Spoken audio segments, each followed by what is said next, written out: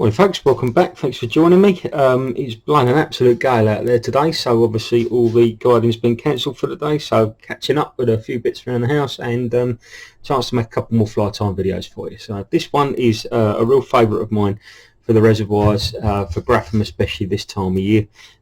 It's a green hollow cruncher, one that I've had an awful lot of success with. So hooking the vice there is a barbless strong nymph hook. This is a Fasna 310, I believe this one is.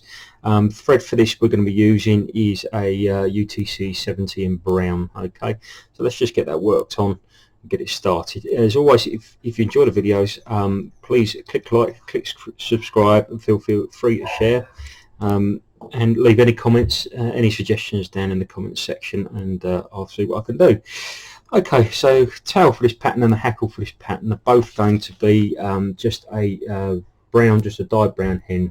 Okay, so we select a nice big feather out of the tail there, out the top of the hen, and this is going to be the tail. So I'm going to take a few hackles off of this, just select myself a little pinch of fibres off of there, something like that's about right, and just tear them off simply, and then offer them up to the hook. So pinch them all together, offer them up to the hook, and that's going to do. That's about where I want that tail to come, not too far over the back of the pattern.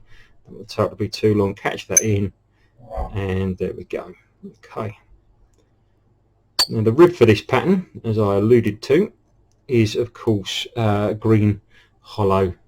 This is just a green holographic. Okay, so we take a little strip of the green holographic off, and this is the time we're going to catch that in. Just catch that in the top of the body and work it all the way down. Just like catching the materials in the top of the body generally, because it stops any point down here bulking up too much. If you keep putting all the materials down here, it's going to start bulking up too much down there. So yeah, it just makes sense to me to keep that all up there like that. So the body for this is pheasant tail. Okay, just a brown pheasant tail. And we're just going to select a couple of 3 fibres out of there, and from here, just to keep the body fairly slim. So just going to take 3 fibres out of there. Brilliant. And then catch all the tips in together and work your thread back up the hook. This is a pattern I've had huge success with at this time of year. All the fish in the reservoirs at the moment are starting to come up in the water, so we're starting to replace buzzer patterns with nymph patterns, purely because they sink that little bit slower and they fish higher in the water, and crunchers are well on the menu now.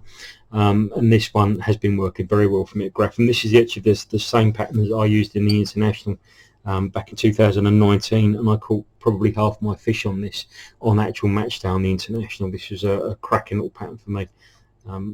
It was one we had a bit of the team had this one going for a bit, but I think I've one of the only ones that fished it on match day, and yeah, worked really well for me. So I'm just wrapping this back up the hook. Just keep this all close together. You don't want to go all the way up, just enough to, so you've left yourself a little bit of room up the top here just to finish off with a thorax, etc, etc. So a couple of turns on that. That's lovely, and then we're just going to trim off the waist. Yeah, fished a couple of these, fab on a point, or 2 fabs and 2 of these in between, just to keep it nice and high on a floater, and just twiddled back. Also good as a middle fly if you're pulling as well. The fish will take these as they flash past them. So we're just coming up in slightly open turns. All I want to do is get about 3 turns on there and then lock it off. Okay, not looking for loads of turns of this stuff. Just 3 turns and lock it off. Perfect, that's lovely. And trim off the waist again.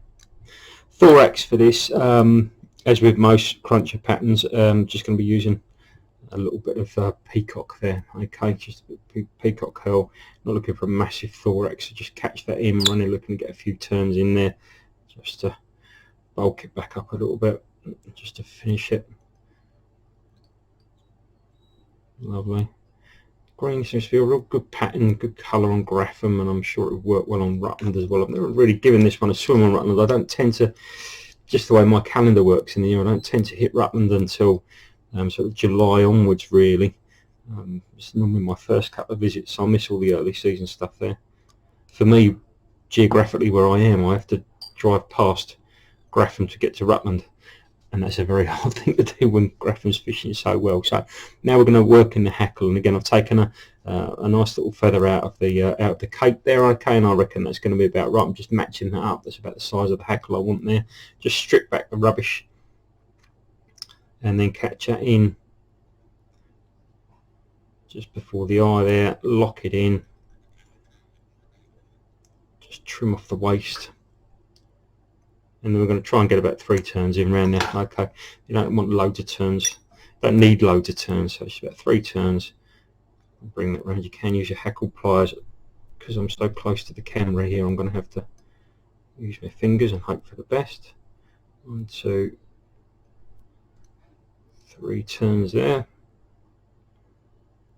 That's lovely, and then just bring your thread back through to secure and back to the eye. That's great. Okay, and then we're going to finish off, before we trim everything off, we're going to finish off. So just push all the fibres back and then just come in and finish. Trying to keep all the fibres backwards. That's lovely. They're all sat backwards, and then we're going to get a bit of a finish on there.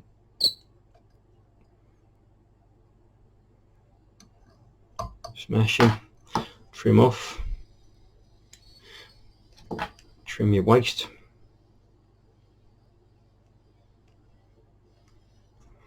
Okay, and then a little extra on this, a little extra finishing point on this is this green.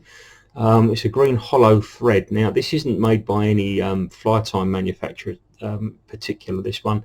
I've picked this up in a haberdashery somewhere down the line. I've had it in the tying kit for a long time. It's a little reflective green thread, and we're just going to finish off on the front of this pattern with a few turns of this. Let me just moisten that just to get those fibres back out of the way. So I don't want them catching in underneath this. I'm just going to put a couple of 3 or 4 turns of this in. Just gives it a little bit of extra bling. That's all it takes. Lovely. And then we're going to tie this off.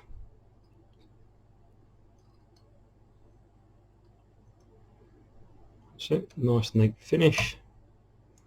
Pull that down. Trim it off.